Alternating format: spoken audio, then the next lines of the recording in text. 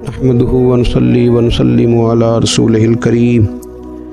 اما بعد اعوذ باللہ من الشیطان الرجیم بسم اللہ الرحمن الرحیم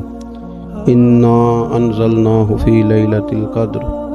وما ادراك ما ليلة القدر صدق اللہ العظیم اللهم صل على سیدنا ومولانا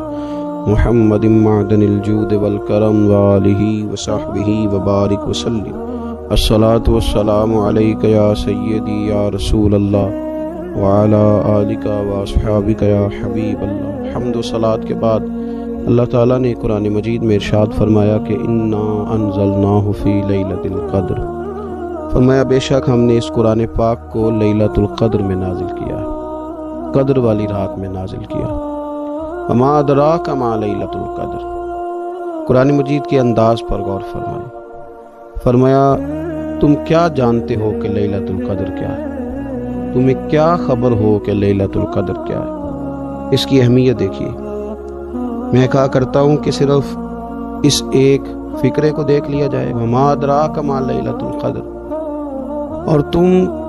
کچھ جانتے ہو کہ لیلۃ القدر کیا ہے، تمہیں کیا خبر کہ لیلۃ القدر کیا ہے۔ لیلۃ القدر 1000 مہینے سے بہتر ہے۔ ان آیات کو دیکھیں اور ساتھ نبی پاک صلی اللہ علیہ وسلم کا وہ فرمان دیکھیں جس میں حضور علیہ الصلوۃ والسلام نے فرمایا تمہارے پاس ایک مہینہ آ رہا ہے رمضان کا، اس میں ایک رات ہے جو 1000 مہینے سے بہتر ہے، اور یہ لفظ کتنے جھنجھوڑنے والے ہیں۔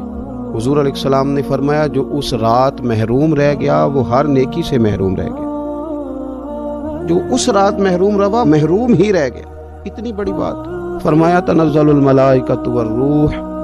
اس دن فرشتے اور روح القدس یعنی جبریل امین اترتے ہیں، فیہا اس رات میں بِإِذْنِ رَبِّهِمْ مِنْ كُلِّ أَمْرٍ، اپنے رب کے حکم سے ہر خیر کے کام کے لیے۔ سلام، یہ رات سلامتی والی ہے، ہی حتی مطلع الفجر،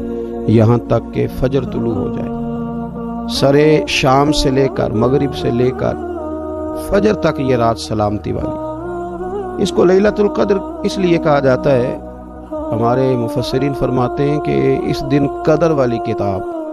قرآن پاک قدر والے محبوب پہ نازل ہوئی اور قدر والی امت کی طرف بھیجی گئی۔ نبی پاک صلی اللہ تعالیٰ علیہ وسلم نے جب پرانی امتوں کی عمریں دیکھی، نہ کسی کی 1000 سال ہوئی، کسی کی اس سے زیادہ ہوئی، تو اللہ کے محبوب علیہ السلام کے دل مبارک میں یہ خیال آیا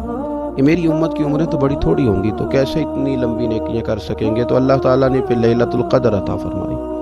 گویا اس ایک رات میں جو آدمی نیکی کرے